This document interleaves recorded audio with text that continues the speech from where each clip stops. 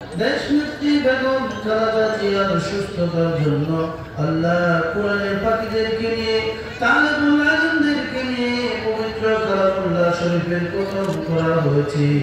আল্লাহ সেই খতমের উসিলায় তুমি দেশনেত্রী বেগম খালেদা জিয়াকে পরিপূর্ণ সুস্থ করে দাও।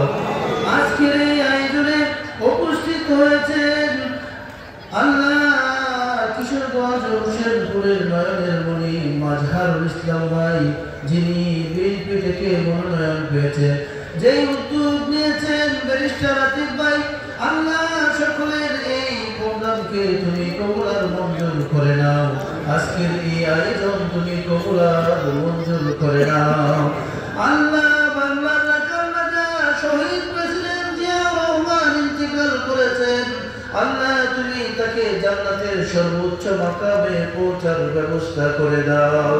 আল্লাহ জনাব তারেক রহমানকে আল্লাহ দেশে আসার ব্যবস্থা করে দাও। আল্লাহ আমরা বলতেছি আমাদের নেত্রীকে তুমি পরিপূর্ণ সুস্থ করে দাও। সুবহান রাব্বিকা রাব্বিল ইজ্জাতি আম্মা ইয়াসিফুন ওয়া সালামুন আলাল মুরসালিন ওয়ালহামদুলিল্লাহি রাব্বিল আলামিন।